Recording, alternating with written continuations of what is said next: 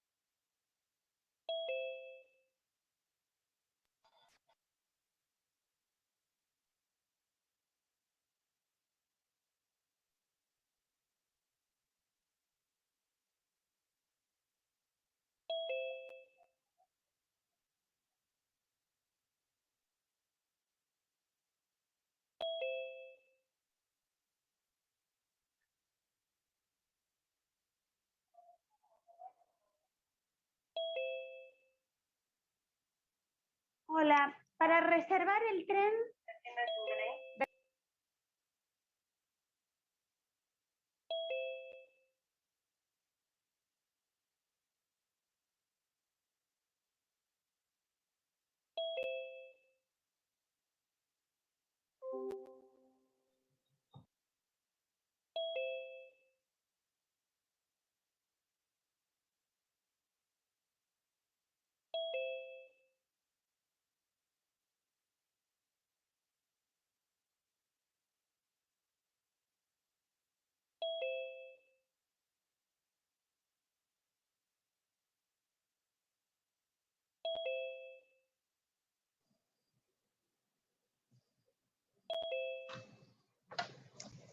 Hola, ¿qué tal a todos? Tenemos una pequeña demora porque estamos esperando tanto a la profesora Rita Rodríguez y al doctor Mauricio Trigo, que no están pudiendo entrar a la sala.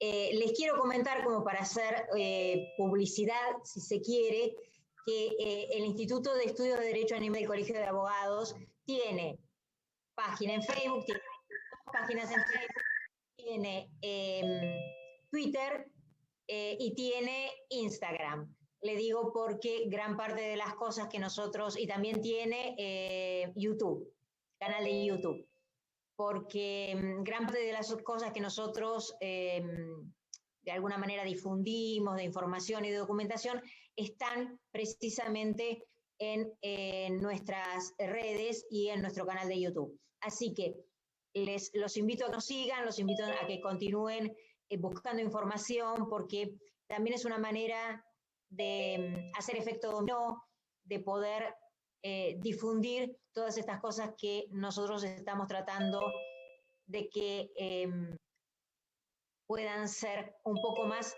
comunes, y a la hora de la defensa de los derechos y el reconocimiento de los derechos de los animales no surjan tantas confusiones y tantas dudas. Así que les recuerdo nuestras páginas en Facebook, IEDA Instituto de Estudios de Derecho Animal del CAB e Instituto de Estudios de Derecho Animal del CAB. Son dos de las páginas.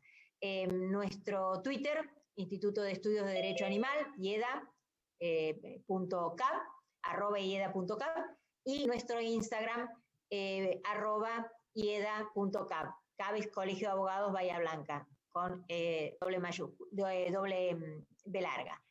Y nuestro canal de YouTube, también, si nos quieren seguir, porque en ese van a encontrar varias de las jornadas que nosotros hemos realizado, varios de los seminarios, y el año pasado nosotros hicimos un curso muy interesante durante todo el primer cuatrimestre, de la misma manera que que está totalmente subido a YouTube.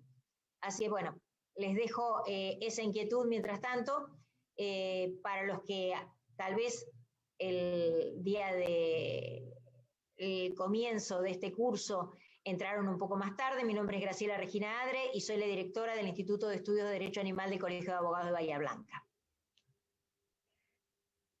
Buenas tardes, ¿cómo están? Bueno, se complicó un poquitito la entrada hoy, capaz que esperamos unos 4 minutitos más y ya damos inicio para que vayan llegando.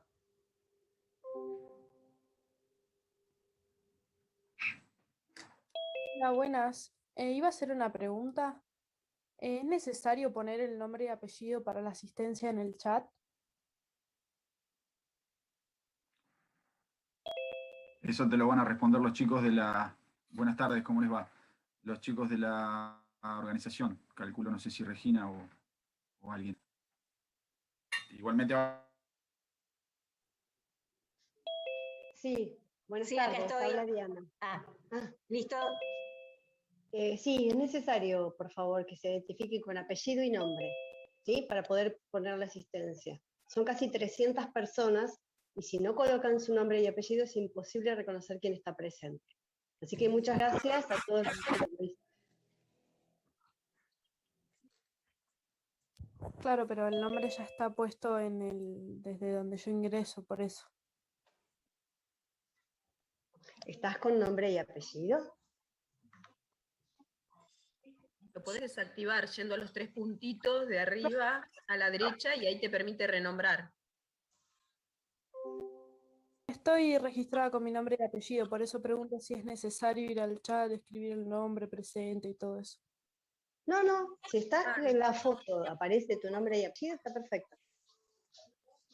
Por eso les digo que cuando ingresan al Zoom, si ingresan con el apellido y el nombre, que se vea completo, ¿sí? Porque a veces hay muchas Rocío, muchas Marías, me ponen Dani, o aparece el nombre del teléfono y no sabemos de quién se trata.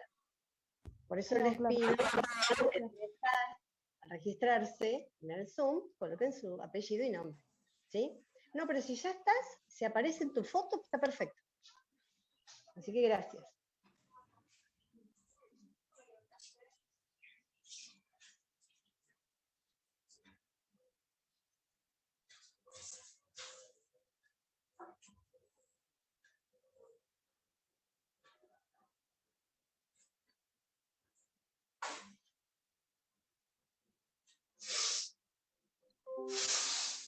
Bueno, si les parece ya podemos ir arrancando. ¿Cómo andas, Mauricio? ¿Todo bien? ¿Andas por ahí?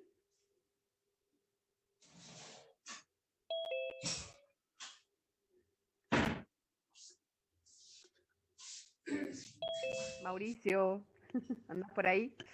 Se desconectó. ¿Se desconectó justo?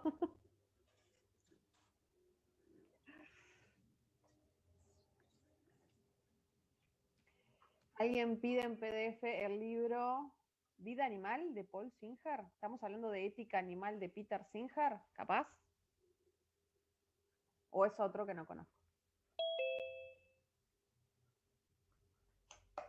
Me atrevo a decir que Paul Singer, hay una gran confusión en los argentinos porque era el representante de los bonistas que nos tuvieron en jaque durante el 2015.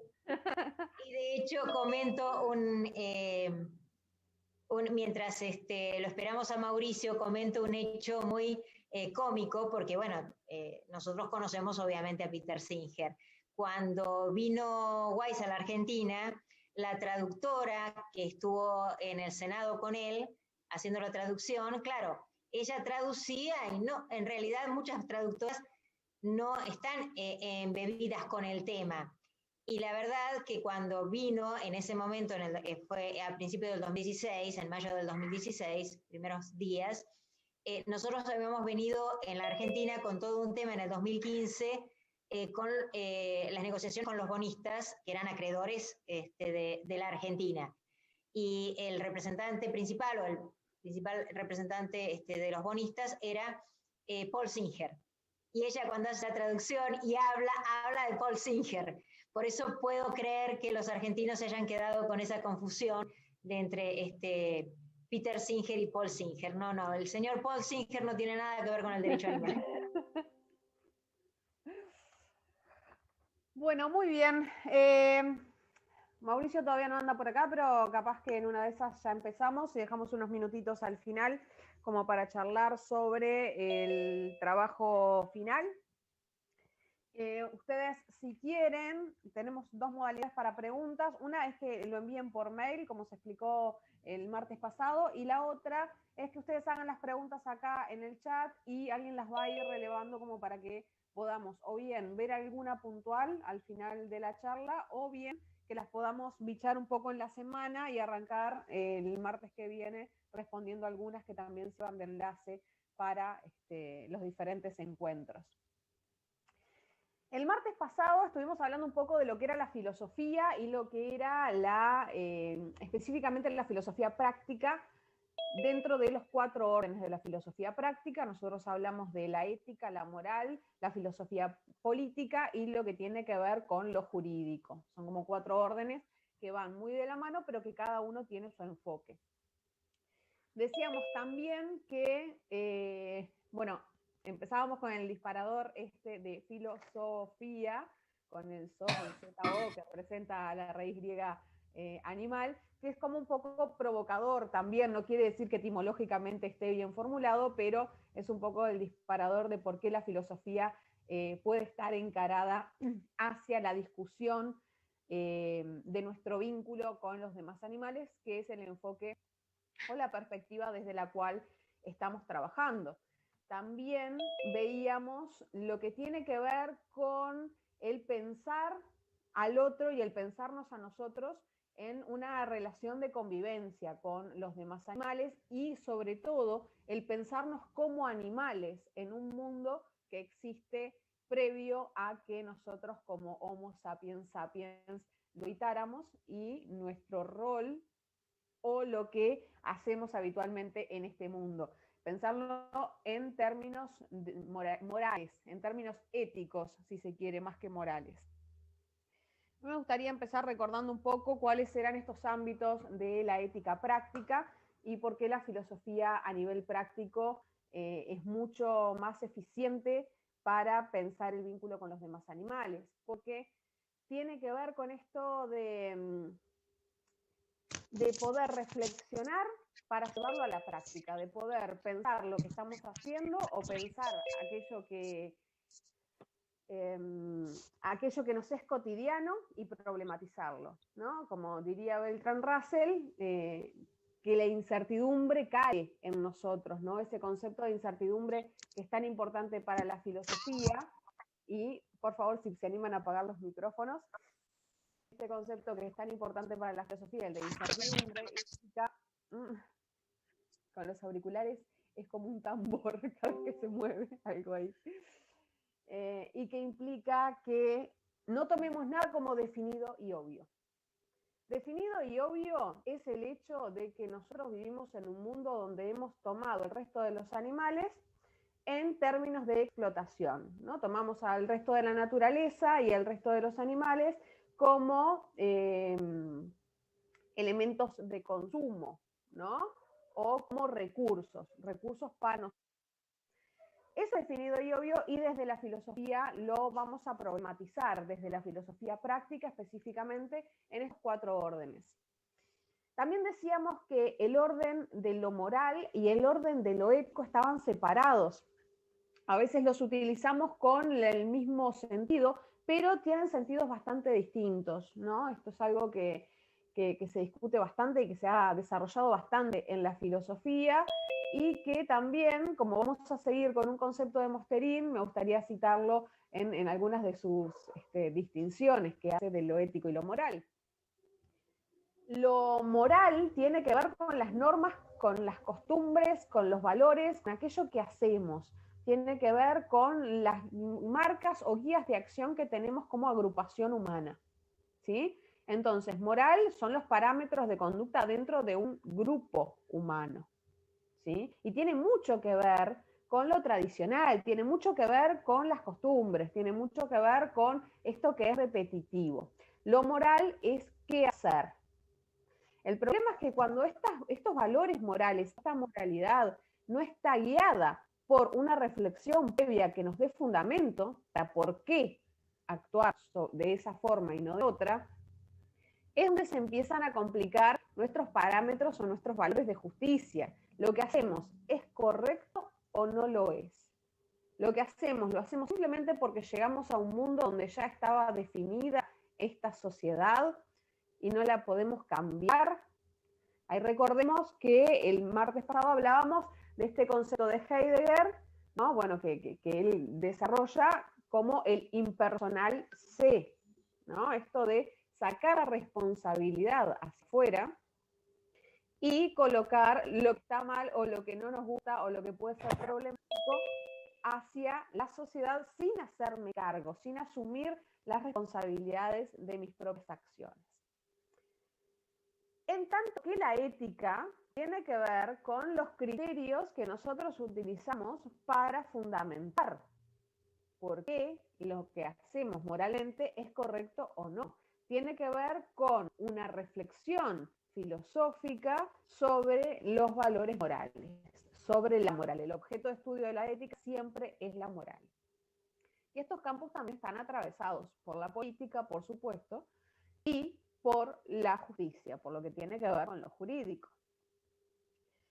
Ahora bien, siguiendo un poco con Mosterin, nosotros también hacíamos referencia el martes pasado a un concepto que él desarrolla, que es el del círculo de la compasión, ¿sí? Que tenía que ver con aquellas emociones o aquella simpatía o aquel vínculo que nosotros establecíamos a través de la compasión. Y que a mí me gusta quizá darle otro formato y llamarlo círculo de la consideración moral. Y usar el mismo ejemplo, ¿no? Lo que plantea Mosterin es que el centro de la compasión, nosotros podemos decir el centro de la consideración moral, va a estar dado también por el centro de poder, ¿no? Ahí hay como una idea muy Foucaultiana que atraviesa todo esto. Acá en el centro de poder hay claramente un hombre blanco heterosexual. Es el centro de poder en general. Acuérdense que siempre, cuando nosotros hacemos estos análisis, también lo hacemos de un punto de vista etnocéntrico, ¿no? Lo hacemos generalizando, pero siempre pensando en lo que es la filosofía occidental.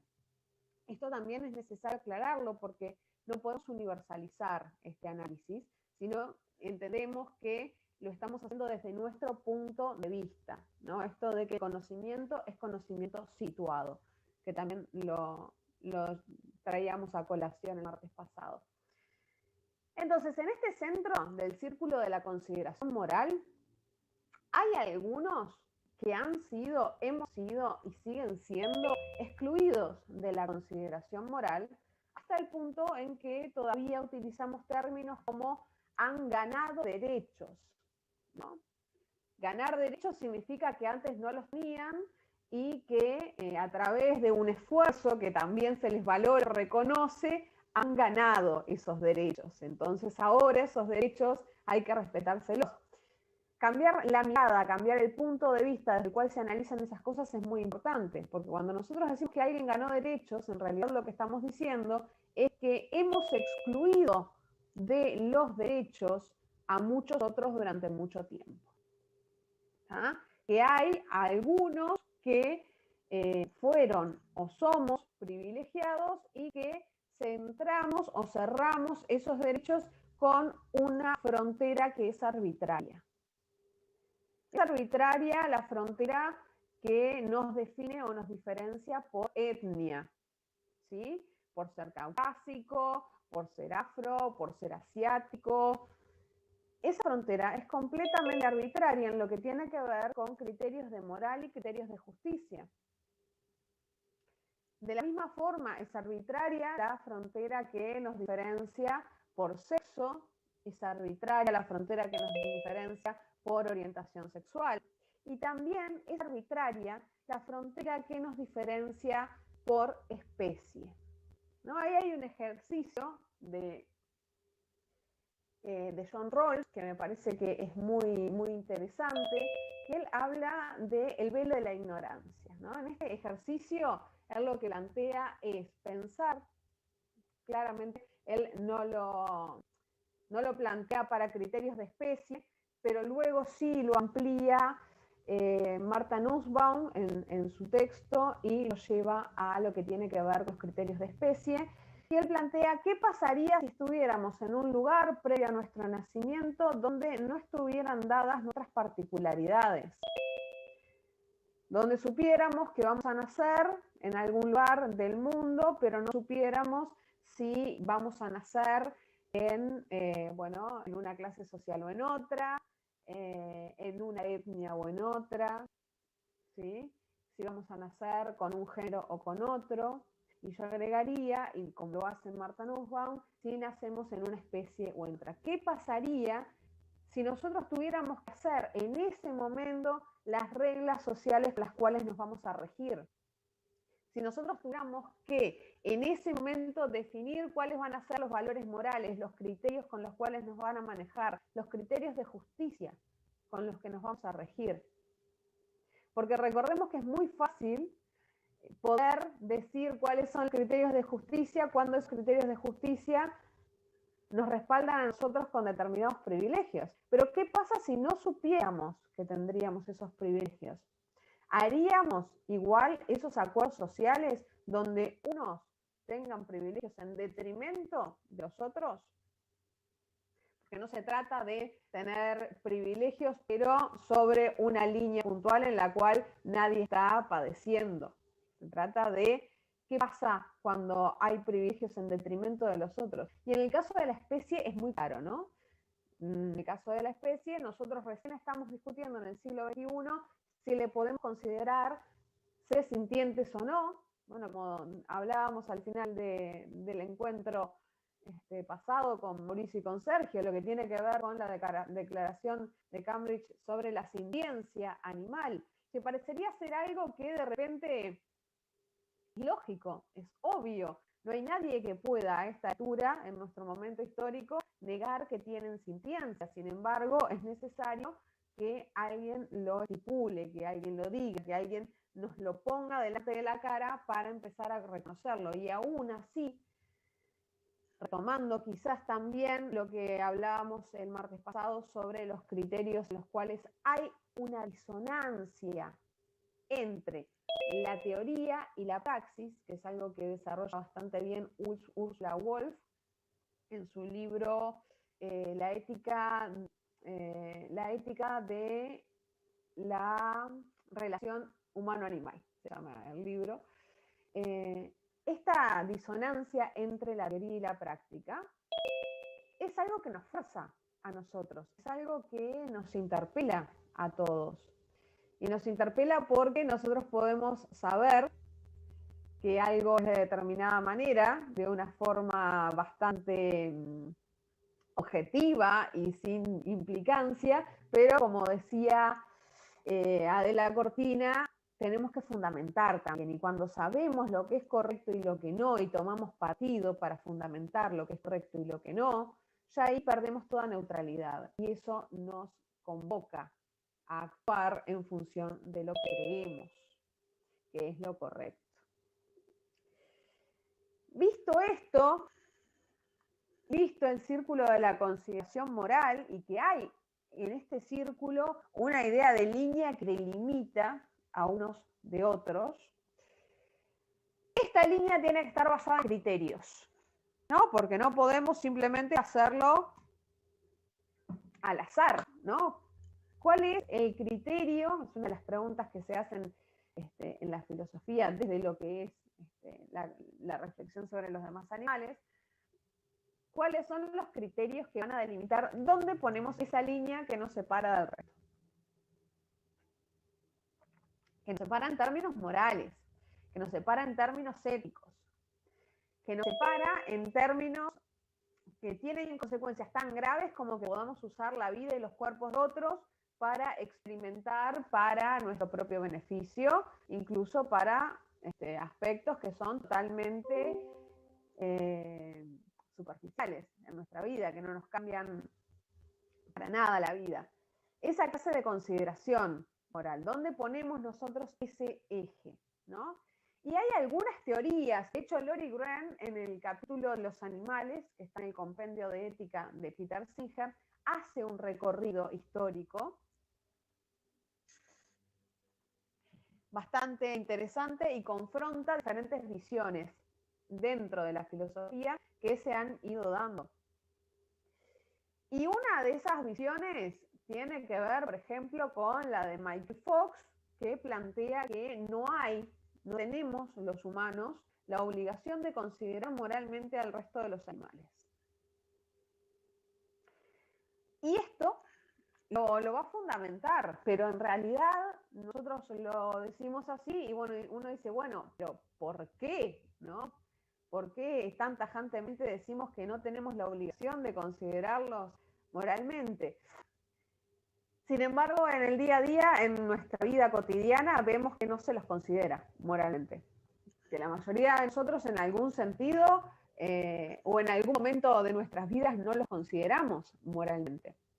Ahora, cuando Fox dice que no tenemos la obligación de considerarlos moralmente, lo hace en un libro que se llama El caso de la experimentación animal, y plantea como criterio para entender esto, dice, bueno, pasa que ellos no tienen la capacidad de comunicarse, ellos no tienen la capacidad de lenguaje, y como no tienen esta capacidad de lenguaje, tampoco tenemos, ni tienen conciencia, ni tienen obligaciones mutuas.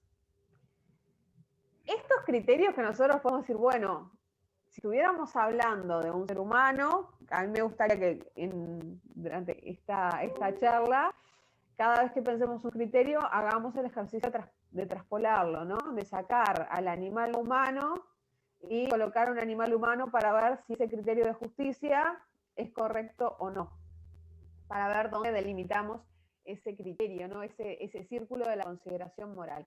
Lo que dice Fox es, bueno, perfecto, no tenemos ninguna obligación con ellos porque tampoco a ellos se les puede pedir que tengan obligaciones. Solamente van a tener derechos aquellos que puedan a su vez contractualmente asumir algún tipo de obligaciones. Y ojo con ese criterio, porque lo podemos leer en Fox como una de las primeras defensas de por qué no tenemos que considerar a los demás animales, pero muchos seguramente, porque si yo tengo esa experiencia, muchos la deben tener, confrontando con algún actor político que esté a cargo de políticas públicas, se deben haber encontrado con algo de esto, ¿no? No podemos considerar a los animales dentro de un ejercicio penal, por ejemplo, no los podemos incluir dentro de una ley penal. Uruguay no tiene ley penal, después lo vamos a ver eso, pero bueno, en esas discusiones se han dicho, no podemos incluirlos porque ¿cuál es el bien que se está protegiendo? Nos dicen, porque a los animales no los podemos tomar como sujetos de derecho porque no se pueden sujetar a un acuerdo. Ese criterio no está tan alejado de nuestra vida diaria. Fox dice entonces, no podemos y no debemos, no tenemos nada que nos ate a reconocerles ningún tipo de derecho al resto de los animales, porque no tienen lenguaje, porque no son autosuficientes, porque no se pueden atar a este lazo vincular. Y eso responde a nuestro paradigma de vida, nuestro paradigma de relacionamiento, que es el de no le vamos a reconocer derechos, y en el decir no le vamos a reconocer derechos está implícito el hecho de le estamos robando derechos que como seres vivos que habitan este mundo ya tienen. Recordemos siempre que los derechos y los criterios de derechos son invenciones humanas, que somos el único animal que tiene estos criterios y que tiene estas formas de relacionarnos. A veces lo perdemos de vista y parecería que es la forma en que el mundo se maneja, ¿no? El resto de los animales no tienen normas legales, no tienen derechos, pero porque no los necesitan. Nosotros somos animales muy particulares, porque bueno, somos gregarios, pero somos territoriales, y como seres racionales que somos, hemos intentado darle un orden a nuestra sociedad que parecería ser que tiene una mayor prevalencia de raciocinio. Tenemos un Estado, tenemos leyes, nos obligamos a través de determinadas cosas. Sin embargo, es muy importante esto de que también tenemos responsabilidades si creemos que alguna de estas cosas nos hacen seres superiores. Igual está abierto el abanico para ver por qué seríamos seres superiores y por qué no. Pensemos en el criterio del alma. Hay algunos que dicen que esta línea que cerca ese círculo de la consideración moral, dejando a algunos afuera, está trazado en torno al resto de los animales, excluyéndolos, por el criterio del alma. Los humanos tenemos alma, el resto de los animales no. Bien, ¿qué pasa con este criterio? La filosofía y la fe son elementos que no se oponen. Alguien puede tener una creencia religiosa y aún así ir de la mano con tener un barniz de filosofía, como dice Bertrand Russell, o ser un filósofo y no necesariamente tener que excluir la religión, porque incluso en el ateísmo también hay una actitud dogmática, así que no tienen por qué ser excluyentes. Sin embargo, lo que no puede pasar es que mi fe, que además no la puedo sustentar en razones, porque es la gracia de la fe, que uno tiene verdades reveladas y dogmas escritos revelados, yo no la puedo imponer a otro. Alguien cree o no cree, tiene fe o no tiene fe. Por ende, yo no lo puedo utilizar como criterio.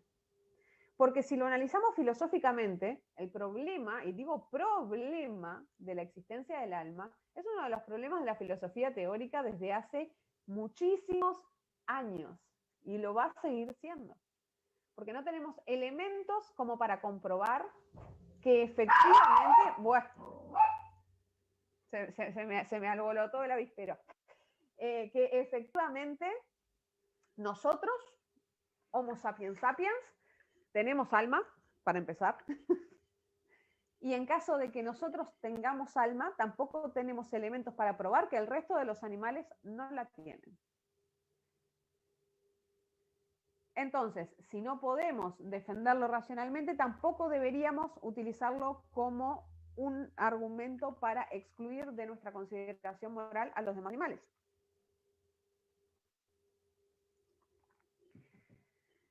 Pasa algo similar con el lenguaje. ¿Qué pasa con el lenguaje? Bueno, muchos filósofos apelan a que es el lenguaje el que da determinada capacidad para conocer e interpretar el mundo, para ser agentes en el mundo, para tener agencia, ¿no? Lo que decíamos el martes pasado, para poder ser responsable de nuestros actos. Ahora, ¿qué pasa con las percepciones de mundo? Tener lenguaje, y ojo, no cualquier lenguaje, tener el lenguaje de aquel que ostenta el poder parecería ser requisito necesario para ser considerado moralmente, también por aquel que por ostentar el poder es el que debe reconocerle derechos a los demás, ¿no? Pensemos en la invasión a América, ¿no? Hablamos de un grupo de personas con determinadas características que llegan a un lugar y que por mucho tiempo se habló de descubrir América. Y que por mucho tiempo se discutió si esos seres que tenían una morfología similar a la de los hombres que habían llegado a conquistar, eran o no humanos, tenían o no alma, tenían que ser reconocidos algunos de sus derechos o no, se los podía explotar o no, usar como recursos o no.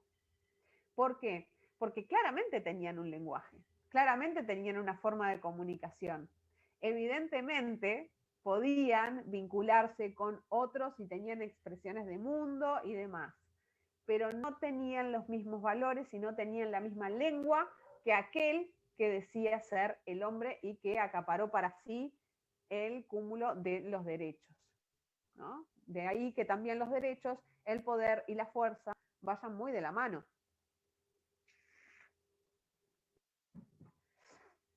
Entonces, el tener lenguaje parecería ser un poco el criterio.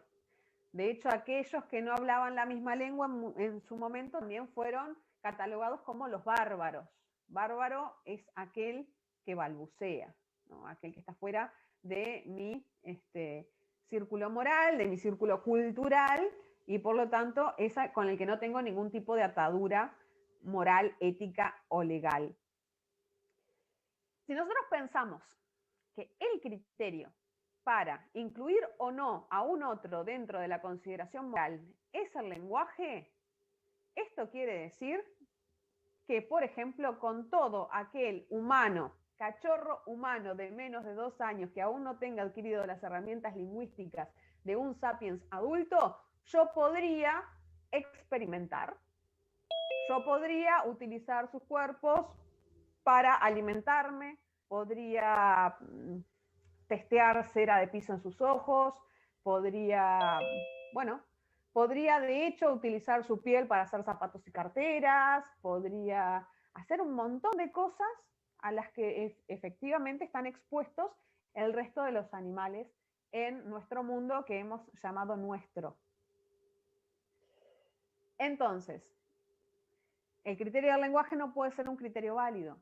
¿Por qué no puede ser un criterio válido? Porque si nosotros utilizamos ese criterio, lo tenemos que utilizar con pretensión de universalidad. El criterio que yo elija, lo tengo que poder trasladar a todas las especies. Yo no puedo utilizar un criterio para dejar afuera al resto de los animales, pero intentar dejar adentro a todos los sapiens que no cumplan con el mismo criterio. Entonces, el criterio del lenguaje, si yo lo utilizo, bien, me deja por fuera a todo aquel que no hable un tipo de lenguaje puntual que utiliza nuestra especie sapiens. Y esto implica dejar por fuera también a muchos sapiens. Tenemos otro criterio más. En realidad es el más utilizado, es el que más nos gusta y como veíamos el martes pasado, también es como a nosotros nos encanta definirnos, ¿no? Porque ¿qué somos? No somos cualquier cosa, somos hombres sabios, ¿no? Somos Homo sapiens, perfecto. Y este Homo sapiens viene de la mano con algunas habilidades particulares que tenemos como animales.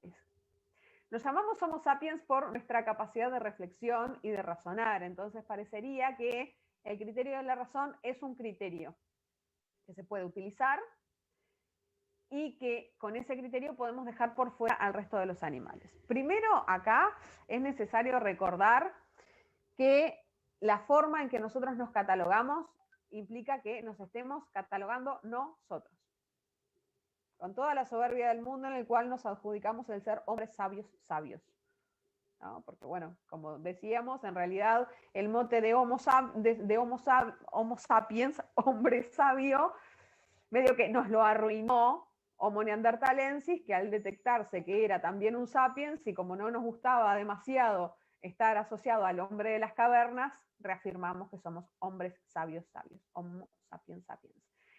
Sin embargo, hay un antropólogo que yo cito bastante seguido, que es Arnold Helen, que dice que lo que nos caracteriza no es la sapiencia, no es la razón, lo que nos caracteriza efectivamente es la carencia. Somos homocarenciales, dice Arnold Helen. ¿Por qué? Porque dice, bueno, pensemos que somos animales, asumamos que somos animales, y como animales vivimos en un contexto, llegamos a un mundo en el que creamos cultura, pero que no había el tipo de cultura en el que nosotros ya nacimos como generación. Nuestra especie llega a un mundo natural, y como especie que llega a un mundo natural, llega con todas las carencias del mundo. Llega a un mundo donde no tiene velocidad para correr, no tiene garras, no tiene piel para protegerse. Nos hubiésemos extinguido como especie. Entonces, este concepto de homo carencial es bien importante también para ubicarnos en nuestro lugar en el mundo.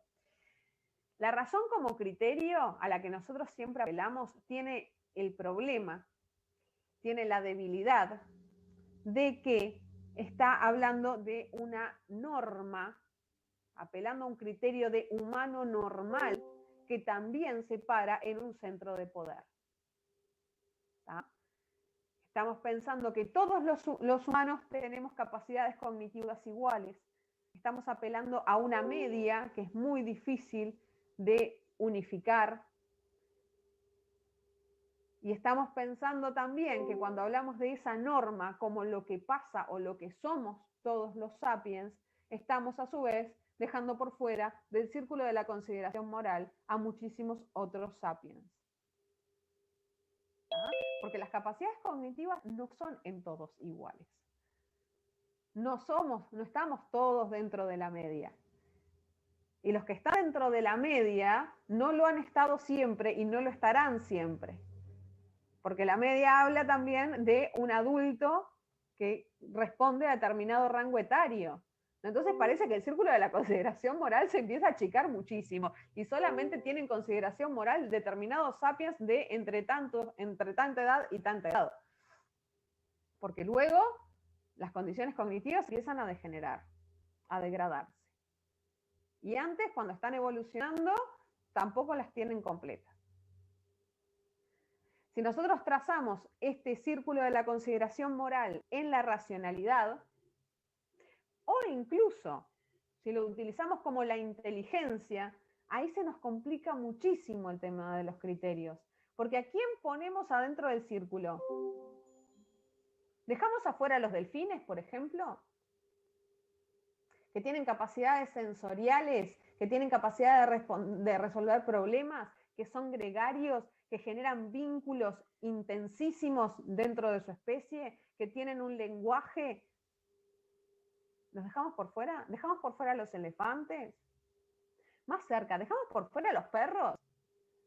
¿Estamos en condiciones de asumir que perros, gatos, caballos, que el resto de las especies no tienen inteligencia?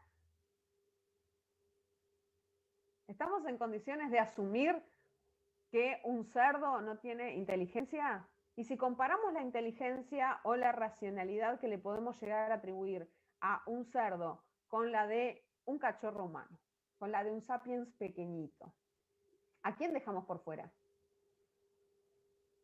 Ahí tenemos muchos problemas. ¿Y saben por qué? Porque esos criterios son arbitrarios, porque esos criterios están establecidos desde los privilegios y porque esos criterios están establecidos desde nuestra propia conveniencia. Porque nos conviene, como humanos, explotar los cuerpos y las habilidades de los demás animales. Porque si no, tenemos que asumir que somos homopotenciales. Entonces, para trazar este círculo, ¿no? Esta barrera, esta frontera en torno a la consideración moral, y dejar, porque esta es una discusión a la que incluso se enfrenta Fox. Dice, bueno, pero no podemos asumir que podemos hacer lo mismo que le hacemos al resto de los animales al resto de los humanos, ¿no? Hay una polémica entre él y otro filósofo, que es Frey, en el que Frey le dice, bueno, perfecto, si estos son los criterios que vos vas a establecer, implica, o sea, a mí me parece bien, pero implica asumir que también se podrá hacer lo mismo con todos los animales humanos, con todos los humanos que no cumplan con estas características que vos estableces. Claramente Fox lo que hace es revisar un poco estos criterios hasta que al final llega a asumir que no son correctos, ¿no? Y bueno, empieza a rever lo que tiene que ver con el dejar por fuera a todas las especies animales y dentro del círculo de la consideración moral solamente a sapiens, solamente a nuestra especie. Porque el criterio que utilizamos, y en este sí, creo que caemos absolutamente todos, antes, durante o después, es el de especie. ¿Dónde trazamos esta frontera? En nuestra especie. Todo lo que no tenga los mismos cromosomas que nosotros queda por fuera. Porque nos protegemos a nosotros. Y apelar a no podés comparar a un perro con un humano, a un caballo con un humano, y decirlo así como si fuera un argumento de por sí mismo sólido, no dice absolutamente nada. La pregunta de eso es ¿por qué? ¿Por qué no los podés comparar? Por la especie, porque nacimos en la misma especie. Es como que yo diga, no, bueno, yo tengo la potestad de atribuir o negar derechos, entonces voy a atribuir derechos y a respetar únicamente a las mujeres morochas. Listo. ¿Por qué? Bueno, porque soy mujer y soy morocha, y ese, bien me dicen por ahí, Y ese va a ser mi criterio de la simpatía, de lo que esté dentro de mi entorno. Igualmente de arbitrario, es decir, voy a considerar moralmente, y a partir de esto tomar como el salto a lo legal, únicamente a Sapiens. A este criterio utilizado y que utilizamos todos y en el cual se basa nuestro Estado, se basan nuestras normas y se basan todas nuestras relaciones morales en nuestra sociedad, se les llama especie. ¿Se animan a...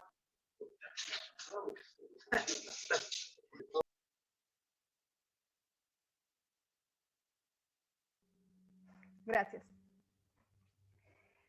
Entonces, decíamos, a esto es a lo que nos referimos cuando hablamos de especismo. El especismo es trazar esa frontera en nuestra especie, considerar que nuestra especie, que una especie es superior a las otras y que tiene por esa superioridad que nos adjudicamos la potestad de hacer con cualquier otro lo que quiera. Porque incluso si nosotros asumiéramos, algo que ya vimos que no tiene sentido, pero si asumiéramos que somos animales superiores o tenemos algún tipo de particularidad que nos distingue por encima del resto, porque claramente particularidades que nos distinguen tenemos todas las especies con todas las especies, nosotros tenemos razón, pero no volamos y así sucesivamente. Asumimos que tenemos alguna capacidad que nos distingue por encima del resto de las especies. Tendríamos que asumir también que esa capacidad que nos distingue por encima nos obliga a cuidar y proteger a aquel otro que no tiene las mismas posibilidades en este mundo. Porque es un poco así como nos vinculamos con nuestra propia especie. Nosotros no andamos por ahí matando bebés solamente porque son mucho más frágiles que nosotros. Y no quiero hacer más ejemplos porque siempre alguno dice, no, sí, pero en tal lugar. Bueno, somos animales muy complicados. Pero el criterio en general, y por lo que se hacen las normas, justamente, y ahí me acordé un poco de Thomas Hobbes, es porque el hombre ser lobo del hombre implica que nosotros vamos a querer estar siempre por encima de los demás y que nuestro deseo prevalezca por el deseo y las necesidades de los otros. Y eso también implica que ninguno de nosotros estaría a salvo con otro sapiens cerca. Porque, como dice Hobbes, hasta el hombre más fuerte tiene que dormir. Y ahí todos somos débiles. Y por eso hacemos un Estado, para que concentre la violencia, para que sea el único que pueda aplicar normas puntuales y que pueda llegar a ejercer la violencia en tanto que nosotros tenemos libertades para que ese Estado nos regule porque somos animales puntualmente particulares. Pero en eso que es el Estado y en eso que son las normas legales, lo que está de plano, lo que está en la base es proteger al más débil y a aquel que no puede protegerse solo en determinados aspectos. Entonces, ¿por qué nos hacemos leyes para nosotros que van en detrimento de aquellos que no pueden protegerse solos? Que no pueden protegerse solos de nosotros, ¿no? Esas son preguntas que están dentro de lo que está definido y obvio, decía Russell. Asumimos que el mundo es así, que es la forma en que nos relacionamos y que nos cuesta muchísimo llevarlo a la discusión, que nos cuesta muchísimo ponerlo en términos de criticidad. Y vuelvo a retomar, ya para medio que cerrar, 6:30, ¿no? Alguien que me confirme, bien Mauricio, bien, entonces no cierro nada y puedo desarrollar el especismo tranquila. Vuelvo a retomar el criterio de Ronald Dworkin que habla de esquizofrenia moral. Y creo que es algo que nos define tan bien este criterio, este concepto. Porque hemos asumido el criterio de la razón para quienes nos conviene. Hemos asumido que la racionalidad o el lenguaje o el poseer un alma o ser parte de la especie es un criterio válido, pero solamente para quienes nos conviene. Porque si tratamos de pensarlo en términos únicamente de nuestra especie, ahí entramos a poner otros criterios en el medio, para tratar de blindar a todo aquel que esté dentro de nuestra propia especie y aquel que sea más cercano a nosotros. Entonces, como decíamos, este criterio, cuando lo utilizamos, que lo utilizamos en casi todos los aspectos, sobre todo en lo que tiene que ver con lo legal y con lo estatal, define lo que es el especismo, esta discriminación que hacemos en torno a la especie. Ahora, no hay un solo tipo de especismo. Y ahí es donde se nos empieza a complicar un poco más el panorama.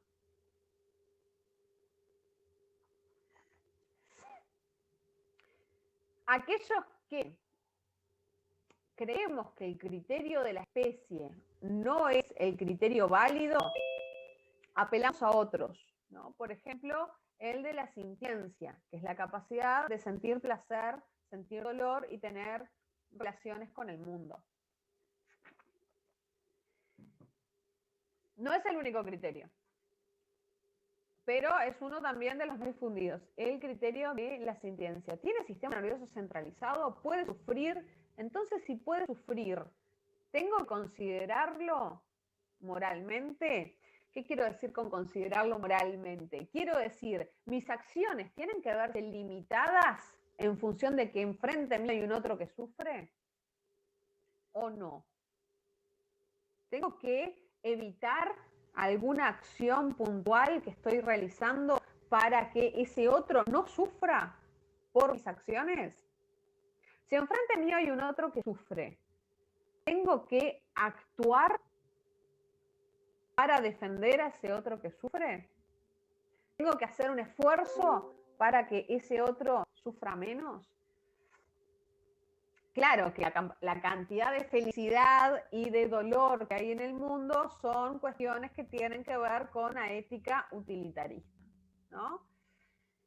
Y tiene sus problemas una ética utilitarista, pero también tenemos que reconocerle que a partir de estas reflexiones utilitaristas y sobre todo con lo que hablábamos hoy, con el libro Liberación Animal de Peter Singer, uno de los exponentes más reconocidos, vivos al menos, del utilitarismo, se ha dado esta discusión y se ha avanzado muchísimo en términos de comprender a los demás animales como seres en este mundo, con tensiones en este mundo, a los que debemos respetarles derechos en este mundo. Y también decíamos que hay otros criterios, como el criterio de la vida, por ejemplo, de la vida digna en sí mismo. Lori Gruen, en este texto que hace como todo un recorrido bastante eficiente, en el capítulo de los animales, empieza con lo que tiene que ver con Fox, con la discusión que se da con Frey, y posteriormente ella plantea que uno de los cambios radicales que se da a través de este libro Liberación Animal de Peter Singer es que la carga de la prueba cambió de personas, cambió de sujeto. Antes, cuando alguien decía yo no utilizo animales o yo defiendo a los animales, estén hablando de a nivel académico, porque ahí de nuevo la distinción entre teoría y práctica, ¿no? Antes, cuando uno decía, bueno, yo defiendo a los animales, tenía que justificar por qué no hería a los animales. La carga de la prueba estaba sobre esa persona que no hería a los animales o no los utilizaba o no los dañaba. Luego de este libro, la carga de la prueba pasó a los que afirman que no hay que considerar derechos a los animales. Y serán estos los que tienen que fundamentar por qué no se los debe considerar moral y legalmente. Si nosotros lo pasamos a la práctica, al día a día, a nuestra vida cotidiana, vemos que hasta el día de hoy, ¿no? Todos aquellos que tratamos de escapar de este círculo de explotación de los animales, somos los que aún continuamos fundamentando y exponiendo las razones por las cuales no se debe hacer. Sin embargo, académicamente Peter Singer con Liberación Animal marca un antes y un después. Hoy estamos en condiciones de dar esa discusión en otros términos, en términos abolicionistas, por ejemplo, ¿no? Pero por ahí se mencionaba a Francione. Ahora, el criterio de la especie sigue pesando mucho. Incluso aquellos que salimos del antropocentrismo o tratamos de salir del antropocentrismo, o sea, sacamos al humano del centro con referencia y ponemos en la misma vara a todos los animales, incluyendo al humano, incluso ahí muchas veces caemos en otro tipo de especismo. El especismo puede ser antropocéntrico o no antropocéntrico.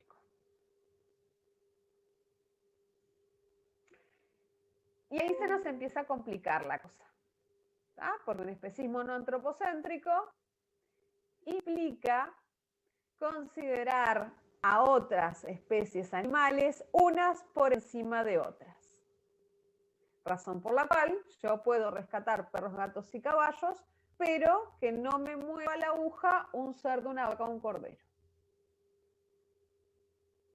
¿Por qué sigue siendo especista esto? Porque ahí tenemos un criterio de especie, nuevamente, ¿no? Saquemos al humano del medio, corramos Sapiens de la jugada y vemos que la misma reflexión que hemos hecho hasta ahora aplica para distinguir un cerdo de un perro. Aplica para ver dónde podemos marcar la distinción entre una vaca y un gato, moralmente. Una vaca y un caballo, moralmente. ¿Dónde cerramos ese círculo en la consideración moral? ¿Cuál es el criterio que utilizamos? Claramente, nosotros decimos que es un especismo no antropocéntrico porque estamos distinguiendo entre diferentes especies, pero no en relación a los animales. Igual sigue siendo tramposo, porque somos nosotros los sapiens los que estamos distinguiendo. Y no es que lo estemos distinguiendo en función de ellos en sí. Estamos distinguiendo diferentes especies de animales no humanos en función de lo que nos aportan a nosotros y de cómo nosotros nos vinculamos con ellos. Siempre según nuestros intereses. ¿Pero por qué decimos que es no antropocéntrico? Porque no lo hacemos en... ¿Mauricio? No, se me ocurrió un ejemplo simplemente como para graficar justo lo que estás hablando y donde se mezcla todo, incluso la nacionalidad de quien es considerado por muchos el padre de la liberación animal, que ya mencionaste. Ocurre como ejemplo gráfico de esto, del especismo antropocéntrico, no antropocéntrico y demás, de la jerarquización de las demás especies, de la gestión de los demás individuos, si sufren o no sufren. Lo que pasó después de vinieron un montón de incendios más en un montón de lugares del planeta, incluida Argentina y demás, pero lo que pasó en Australia, donde se hizo prevalecer la vida de los koalas por sobre eliminación de camellos, porque los camellos que habían sido llevados ahí a un lugar que no era su lugar de origen, camellos que se utilizan todavía para turismo y para fotos alrededor de las pirámides, fueron llevados a Australia por una cuestión de turismo y de ornamenta, de ornado, y después iban a competir por el agua con los demás animales y con los humanos. Entonces se salvaba a los koalas y se eliminaba intencionalmente a los camellos. Todo por una cuestión que el propio humano introdujo, y ahí había debates y tenían que ver con esto, con el especismo antropocéntrico, aquel que decía, bueno, el humano es el que tiene que prevalecer, y el no antropocéntrico, que era, está bien que se elimine a los camellos porque no son autóctonos.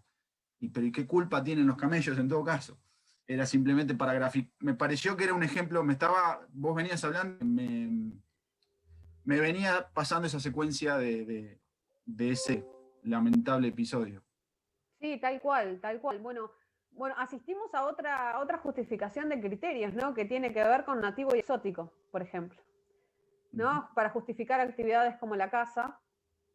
Y bueno, y en términos de conservación también, que esa es una discusión que se puede abrir quizás más adelante y que es bien interesante para darla en torno a las acciones que nosotros tenemos para introducir determinada fauna en un ambiente donde puede llegar a generar un desequilibrio ecológico, dónde está la responsabilidad del humano allí y quién paga las consecuencias de esa actividad del humano, ¿no? Y bueno, lo que tiene... Ahí te interrumpo un segundito, Rita. Ahí hay una pregunta muy concreta, pero no sé si es para que, digamos, la pregunta tiene que ver con lo que se está hablando, con lo que venís diciendo. No sé, me parece a mí que no es uno de los criterios, o en todo caso era como un subcriterio.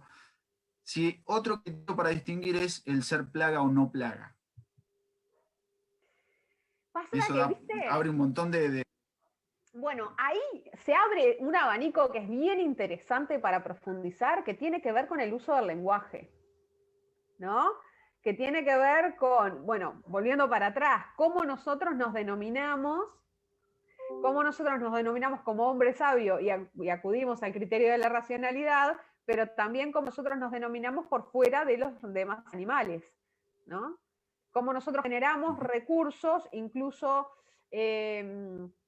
visuales, en el que hay una pirámide y nosotros estamos por encima, en la cúspide de esa pirámide, que son recursos que hacemos nosotros y a los que apelamos a veces para atarnos a esos recursos. Pero además tiene que ver con cómo utilizamos el lenguaje, porque cada concepto que nosotros damos trae una carga simbólica. Decir que alguien es plaga ya implica cargarlo con una connotación negativa que parecería que avala cualquier tipo de acción, sobre todo el exterminio, ¿no? Después veremos contigo, Mauricio, y con Sergio lo que tiene que ver con las necropolíticas y las biopolíticas y la distinción que hay en cada una en función de cómo relacionarnos con los demás animales.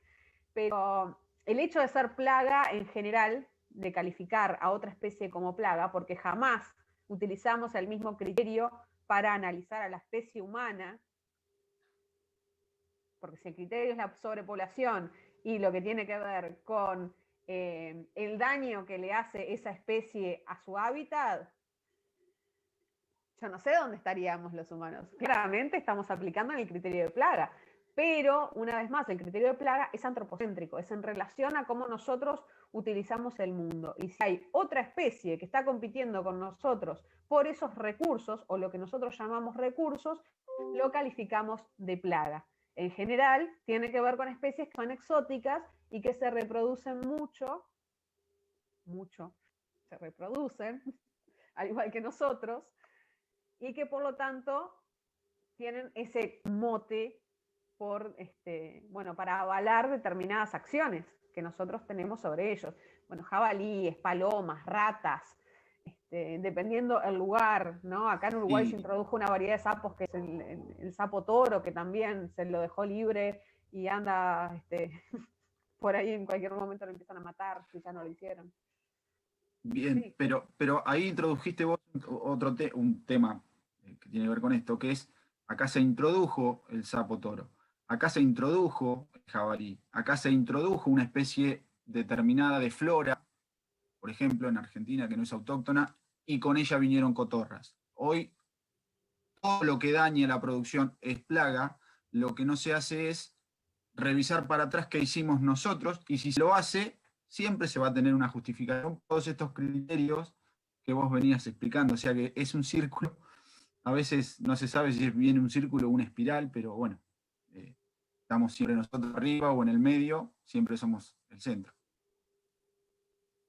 Sí, y esto tiene que ver con esta visión, ¿no? De nosotros. Pasa que es difícil sacarse del contexto, sacarse de escena, ¿no? Porque como decíamos, llegamos a un mundo con determinado uso del lenguaje, con determinada moralidad, o sea, con determinadas normas que nos atan para la convivencia de los otros, con los otros. Llegamos a un mundo en el que el humano es el amo y señor de un mundo que parecería que también a través de determinadas religiones se ha justificado esto de que el mundo fue creado para el hombre, ¿no? Pero para analizar esto, también tenemos que verlo en contraposición. Pensemos que las mujeres fuimos creadas para el hombre también, de determinadas religiones. Entonces, ¿por qué nosotros seguimos atándonos a esa idea de que los animales están para eso? ¿No? Hay eso que se utiliza, que da vueltas y vueltas muchas veces, el animal está para eso, la vaca es para comer, ¿no? Y ahí la forma en que el uso del lenguaje termina habilitando y naturalizando determinados tipos de explotación. La vaca no es vaca, es un animal de producción. Son animales de granja, son animales de consumo. Le damos una connotación de ser a esa forma en como los nombramos, que hace que no haya más alternativas. El uso del lenguaje es impresionante cómo nos determina el mundo, ¿no? Pensamiento, lenguaje, realidad. Nosotros utilizamos un determinado lenguaje, y a mí me cuesta muchísimo deconstruir esa idea y empezar a utilizar el lenguaje de una forma distinta, porque a veces nuestro lenguaje sale antes de pasar por toda la reflexión, pero está bueno que pase por ese filtro. Nosotros hablamos de animales de compañía. Los animales son en sí mismos, existen. Su finalidad es la existencia y tener un desarrollo vital. No son para nosotros. ¿Ah? Pensamiento, lenguaje y realidad. Esta clase de vinculación que tenemos con los otros está avalado por esto, ¿no? Por la forma en que los concebimos. Entran en determinadas categorías mentales que nosotros tenemos. Esta definición de los animales, ¿dónde los encasillamos? No son así los animales, son así para nosotros. ¿Por qué? Bueno, ahí me puedo poner un poco kantiana, ¿no? Kant plantea que el mundo existe en sí mismo, ¿no? Su noción de neumeno, el mundo existe en sí mismo, pero que nosotros, los humanos, tenemos que darle un orden para poder conocerlo. ¿Ah? Entonces, lo que hacemos es crear una forma, o ya traemos nosotros una forma de ordenarlo, que es a través de tiempo y espacio. Primero, ¿no? Tiempo y espacio como formas de ordenar ese mundo que existe independientemente de nosotros. Esa idea es muy interesante. El mundo existe independientemente de que nosotros estemos acá, de que nosotros estemos acá como especie. Lo ordenamos en tiempo y espacio, pero también cuando ya tenemos un fenómeno, cuando tenemos algo que podemos identificar, generamos categorías donde vamos ordenando cada piecita y la vamos metiendo ahí para que sea más manejable. Olvidémonos de Kant y sigamos con esta idea. Estos cuadraditos, estos casilleritos, hacen que cada vez que conocemos algo nuevo, tengamos que meter eso en un casillero. Y si algo no nos entra en ese casillero, lo tiramos. No rompemos los casilleros si hacemos otros nuevos. Pero deberíamos. Sí, claro, es mucho más difícil, es mucho más complejo. Entonces, con el lenguaje, nosotros lo que hacemos es generar esos casilleros. Entonces, cuando los animales son de consumo, yo no puedo cuestionarme el comerme un churrasco. Si la vaca está para comer, si el chancho es para comer, es de consumo. Tenemos animales de experimentación. Como si la experimentación fuera algo natural y no cultural, ¿no? Y ahí, qué importante es hacer esa distinción de naturaleza y cultura, que tampoco es tan distinta, que va de la mano una cosa con la otra. Sapiens llega a un mundo que es un mundo natural, que es un mundo donde los rasgos culturales se podían identificar en otras especies, pero de una forma mucho más adaptativa a la naturaleza. Sí, los demás animales también generan cultura, distinta a la de Sapiens, porque no todo se mide con nuestra vara. Pero ya que utilizamos un concepto que también lo generamos los Sapiens, está bueno identificar que hay cultura en otros animales. Pero nosotros llegamos a un mundo natural. Como dice Helen, en ese mundo natural no traemos las herramientas adecuadas como para sobrevivir mucho tiempo. Entonces, ¿qué hace Sapiens para sobrevivir? Genera cultura. Empieza a tomar la rama del árbol que de repente se transforma en un mazo para partir una nuez. Y empieza a transformar la naturaleza. Y ese es un rasgo distintivo de nuestra especie. Nosotros transformamos la naturaleza. Esa cultura que generamos es una transformación de la naturaleza. Nosotros no nos adaptamos a la naturaleza. Sí lo hacemos, pero en rasgos generales lo que más hacemos es adaptar la naturaleza a nosotros. Por eso hemos colonizado todos los nichos ecológicos del planeta. Modificamos la naturaleza a nuestro gusto. Y también eso ha generado modificaciones en nuestro cuerpo y en nuestro ser biológico. Ahora, a la hora de pensar la distinción entre naturaleza y cultura, nosotros pensamos que lo que generamos nosotros es lo natural, que lo que hacemos nosotros es lo que es el mundo.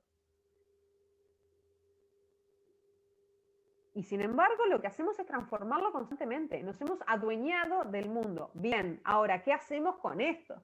¿Cuánta responsabilidad tenemos como humanos sobre ese mundo del cual nos hemos adueñado? Claramente no podemos hacer nada sobre las decisiones que se tomaron hace decenas de siglos atrás, ¿no? ¿Por qué? Porque ya no somos nómadas, porque somos sedentarios, porque generamos, porque domesticamos las plantas, domesticamos los animales, manejamos el fuego. Listo. El domesticar plantas y animales hicieron que, más allá o más acá, hoy estemos en la situación que estamos. Pero ¿qué hacemos con lo que tenemos? ¿No? Porque ahí hay nociones que son bien importantes. Nosotros llegamos con determinadas características a una determinada comunidad, en un determinado tiempo, pero no eso nos puede limitar en las acciones. No podemos excusarnos en que, bueno, listo, ya nací en este momento, no hay nada que pueda hacer. Hay todo que se pueda hacer. Okay. Somos lo que hacemos con lo que nos toca. ¿Ah? Sobre lo que nos toca no podemos hacer nada porque ya está. Y no nos puede servir nunca como excusa. Somos lo que hacemos con lo que nos toca. Y la invitación de estas charlas, ¿no? de estos encuentros, es pensar en qué es lo que estamos haciendo. ¿Cuáles son los criterios con los cuales nosotros respaldamos nuestras acciones? ¿Realmente hemos pensado en todo lo que implica cada una de nuestras decisiones? Eso en relación con lo personal, pero además, sobre lo legal, pienso, ¿no? ¿Qué criterios nosotros tenemos para hacer o dejar de hacer? ¿Cuántas cosas podemos hacer sobre lo legal, sobre lo ético, sobre lo político, sobre lo moral, sobre lo práctico en general? ¿Cuántas cosas podemos hacer positivamente, ¿no? En una forma de pensar hasta dónde podemos avanzar? Si empezamos a considerarnos como responsables de nuestras acciones. Y también responsables de evidenciar aquello que nosotros de repente no veíamos en su momento. Porque todos, creo, bueno, o la mayoría, quizás hay gente muy joven que nació ya en familias que lo formaron críticamente en torno a su vinculación con los animales, pero la mayoría de nosotros nacimos en una familia o un vínculo ya especista. La mayoría de nosotros nacimos así. Nos dieron condiciones así. Ahora, ¿está mal volverlas a elegir? No. O sí. Yo personalmente no lo juzgo. Pero sí es re importante, súper importante, poder elegir. Poder elegir esto. Por ejemplo, y sin profundizar demasiado porque ya lo vamos a ver el martes que viene, lo que tiene que ver con la alimentación. ¿Cuántos de nosotros realmente elegimos con qué queremos alimentarnos desde el primer momento de nuestra vida? ¿Cuántos de nosotros elegimos el vínculo que tenemos con los demás animales y la alimentación? Muchos de nosotros elegimos dejar de comer animales, otros no, pero aquellos que comen animales, que se visten con animales, sin cargarlo de consideración moral. ¿Cuándo elegimos? ¿En qué momento se nos habilitó la posibilidad de pensar si queríamos hacerlo o no? ¿Cuándo elegimos utilizar las pieles de los cerdos para zapatos, pero no las de perro? Ahí hay cosas que están tan naturalizadas que las pasamos por alto. Hay cosas que son tan obvias que en ningún momento nos pusimos a pensarlas. Y insisto en esto siempre, cuando nosotros no pensamos, alguien está pensando por nosotros. Ya redondeando un poquito lo que tiene que ver con especismo, decíamos, tenemos esta discriminación por especie, que es el especismo en general, pero lo podemos dividir en especismo antropocéntrico y en especismo no antropocéntrico. El especismo antropocéntrico tiene dos versiones, ¿no? Y acá me voy a ir un poco a las nociones de Romina Kachanowski, que es una psicóloga social que plantea lo que vendría a ser una figura en semáforos. Dice, bueno, el especismo antropocéntrico clásico, esta visión parecida a la que vimos de Fox, que implica no considerar absolutamente nada en nada al resto de los animales. No tenemos ningún tipo de obligación con ningún otro animal. Y de ahí podemos ver, por ejemplo, actividades como jineteadas, corridas de toros y demás. No tenemos nada que nos ate a no maltratar o a no utilizar o no explotar a los demás animales. Ese es el especismo clásico, ¿no? Puro y duro. Pero hay otra versión de especismo, que es el especismo al que asistimos en nuestra época, que es lo que ella llama también especismo del siglo XXI, y que se evidencia algo así como en un semáforo amarillo, y que también lo podemos llamar como bienestarismo.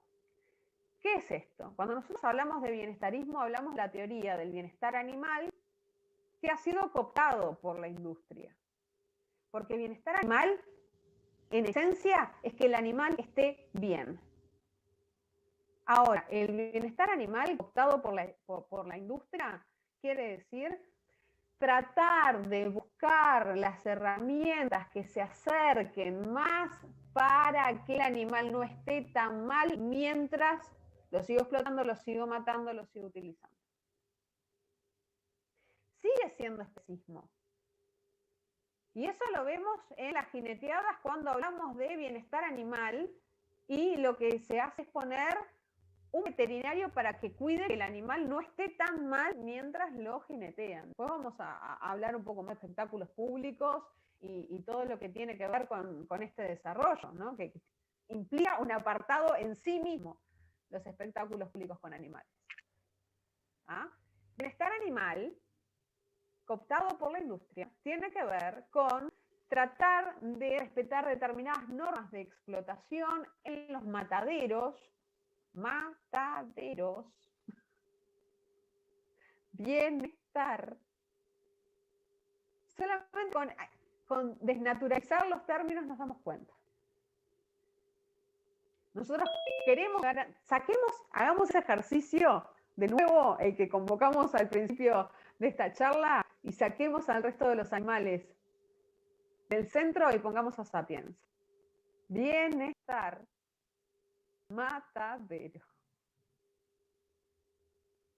¿Cómo podemos garantizarle a una persona que esté bien cuando la vamos a matar? Cuando la vamos a matar y no quiere morir. Cuando la vamos a matar y está en el centro o en su mejor momento físico. Cuando la vamos a matar y lo hacemos frente a los demás, rodeado de olor a sangre, en situaciones psicológicas que son realmente cruentas. Ahora, sigamos pensando en Sapiens en todo esto. Cuando nosotros pensamos en los criterios de bienestar animal, lo que hacemos es tratar de garantizar nuestra tranquilidad de conciencia. Y eso tiene que ver con el bienestarismo. Y eso tiene que ver con el especismo del siglo XXI. Tiene que ver con normas que terminan condenando a los animales a determinadas actividades sobre las cuales nosotros lo exponemos, pero en el discurso los estamos cuidando un poco más. Ahí es donde se abre una discusión que no va a tener fin por mucho tiempo entre bienestarismo y abolicionismo. Es una discusión muy grande, muy amplia, y que cuaja justamente en lo político y en lo jurídico. ¿Ah? La discusión se da en términos éticos, es una reflexión sobre los criterios morales de trabajo, pero es una discusión que cuaja en lo político y en lo jurídico. Nada más, porque ahí es donde nosotros tenemos que elegir si a la hora de actuar, de tener una acción positiva hacia garantizarles mayores reconocimientos de derechos a los animales, si lo vamos a hacer en términos de bienestarismo o no. Si vamos a estar de acuerdo, porque hay fundamentos fuertes para estar de acuerdo con mejoras para los animales que hoy están sufriendo. Bueno, estos animales están sufriendo hoy, si yo les puedo garantizar que sufran un poco menos, estoy haciendo algo positivo. Ahora, ¿cuáles son las consecuencias a largo plazo? Hay que verlas también.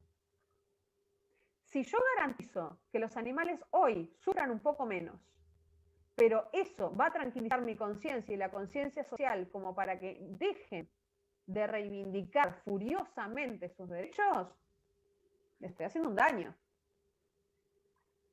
Ahora, ¿no les estoy haciendo un daño también si yo sigo avanzando solamente en términos de liberarlos a todos o no liberar a ninguno? Hay caminos en el medio, hay reflexiones en el medio. Lo importante es que cada una de las acciones que nosotros pensemos o elijamos, lo hagamos a conciencia de que es nuestra elección, que tiene que estar fundamentada y que el único criterio posible tiene que ser el de pensar en garantizarles mayores derechos a los animales. ¿Nos podemos equivocar? Nos podemos equivocar. Pero tenemos que saber que estamos eligiendo un criterio y que ese criterio tiene que poder estar siendo fundamentado. Cierro por acá y no sé si intercambiamos un cachito, si querés, Mauricio, si quedó alguna duda. Y a mí me gustaría sí arrancar el martes que viene con esto, que lo quiero dejar como capaz tarea mental para todos, porque es una discusión que es muy grande y que creo que todos los que pensamos nuestra vinculación con los demás animales tenemos esa discusión interna un poco de qué hacer y cuándo y cómo ajustarnos a esos criterios para ser coherentes. Y el martes que viene retomamos un poco con lo que tiene que ver con el especismo, estas clasificaciones de los tipos de especismo. Bueno, en la metáfora de Romina Kachanowski, de este semáforo, que habla del especismo del siglo XXI también, lo que tiene que ver con el bienestarismo, y avanzamos un poco más, capaz que con algunos ejemplos de políticas públicas, políticas educativas, y hacia una noción antiespecista de las políticas públicas. No sé, Mauricio, ¿alguna acotación? 5 minutos quedan. Bien. Sí, no, a ver, sí, no. 4 o 5 cositas que quedan. Hay alguien, Florencia, dice en uno de los comentarios, hay muchos comentarios, mucha interacción. Por ahí no tantas preguntas, pero sí mucha interacción entre los participantes. Recomiendo la lectura de Discurso proteccionista y opresión animal de Ana María Boglio. No sé si ese concretamente estará subido, pero Ana María tiene su página, la menciono porque es pública, es anima.org. Ella también se dedica a la filosofía ética animal, es abogada. Referente. Tiene un montón de... trabajos, tiene un montón de trabajos de este tipo, así que digo, quien lo quiera encontrar en anima.org, supongo que estará, o escribe algún mensaje y se lo podrán hacer llegar. Por otro lado, estaban hablando también de, y empieza a entrar el tema de lo económico, ¿no? El interés económico, el poder económico. Bueno, sí, el especismo no empezó con el capitalismo ni empezó con el poder económico. Ahora lo ha trabajado y lo ha formado y lo ha hecho a su gusto. Y la industria, como vos decías recién, es hoy sí la base de esa opresión de los demás animales, la base de... Digo, hoy estamos hasta de industria cuando se habla de jineteadas. Yo he leído entrevistas a personas que están en el tema de la jineteada, donde ya directamente hablan de la industria de la jineteada. Cuando explican por qué el caballo es jineteada, no, porque comen los mejores pastos, en los mejores campos, es un reservado, porque no sirve para otra cosa. Y ahí estamos con el de y el para. Y si no termina en el tacho, termina en el matadero. O sea, el tacho en Argentina se le dice al caballo que termina en el matadero. Pero claro, bueno, tiene que ver con todo lo que has dicho. Esto de que la mirada la ponemos nosotros, miramos nosotros desde nuestro lugar. Y ahí creo que entra hay un par de conceptos que Carlos Cuyen, que es un profesor de filosofía y de ética, es profesor de ética en la universidad, yo siempre rescato, se dedica mucho a la educación. Su ámbito específico es la educación. Siempre hablando de educación dice que la educación es,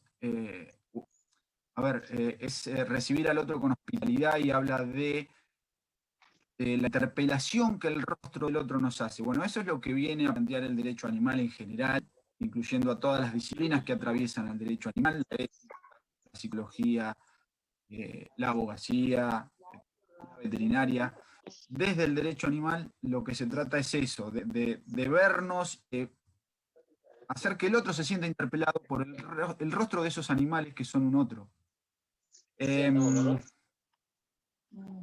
Y hablan del tema, también mencionan el tema de los ecoparques. Esto de que los ecoparques son o no bienestaristas, creo que da para hablar mucho, da para tener gente que esté metida en el tema de ecoparques. Creo que hoy, llegados al siglo XXI, lo que vos mencionaste bastante, hay cosas que van a ser como forzosas a atravesar. Sobre todo cuando se trata de zoológicos y acuarios y oceanarios y cuestiones de otros que están encerrados desde hace décadas, que han pasado su vida encerrados para el exhibicionismo y para la industria de la explotación animal. Hay espacios, digamos, en los que, sin avalar el bienestarismo, ese bienestarismo va a atravesar inevitablemente la vida de esos animales. Creo que ahí es donde entran los... Eso es re importante lo que decís, Mauricio, porque, a ver, nosotros tenemos que poder evidenciar cuando estamos trabajando en un ámbito bienestarista, saber lo que eso implica, saber lo que estamos sacrificando con eso, saber si queremos ir por ese camino o no, pero también tenemos que reflexionar sobre si todo lo que es bienestarista necesariamente es malo, o si tenemos que rechazarlo de plano solamente por encasillarlo o ponerlo en esa casita de es bienestarista, punto. ¿No? Porque, de vuelta, la filosofía, no tenemos que ser dogmáticos, tenemos que ver pragmáticamente qué podemos hacer con las herramientas que tenemos a mano, siempre pensando que el horizonte es la abolición de la esclavitud. A mi criterio, ¿no? Siempre, a mi criterio, lo puedo fundamentar, puedo defender, pero es algo que tiene que hacer cada uno en función de su postura en el mundo. Seguro, seguro. Ya estamos en las 6:30. No me acuerdo porque, no es que no me acuerdo, no escuché porque entré tarde. No sé si comentaste algo del tema del trabajo y de... ¿No se comentó nada de eso? No, pero si tenemos que cerrar ya, capaz que lo podemos hacer la semana que viene o mandarlo por mail, la consigna de repente. No sé qué les parece. ¿Qué te parece, bien, Mauricio? Bien. Graciela, si querés, ¿se podrá mandar la por mail? preparamos bien. Sí, creo que no hay ningún inconveniente porque todavía falta para la entrega del trabajo. Ustedes ármenlo cuando también esté Sergio, para así lo pueden charlar entre los tres. Y De todas formas, como yo les dije, 5 minutos más, no hay ningún problema porque no hay nadie utilizando el Zoom, pero por los asistentes, si tienen que terminar y media, bueno, si tienen algo más para decir, lo pueden decir. Si no, no, creo que ya podríamos ir cerrando por acá.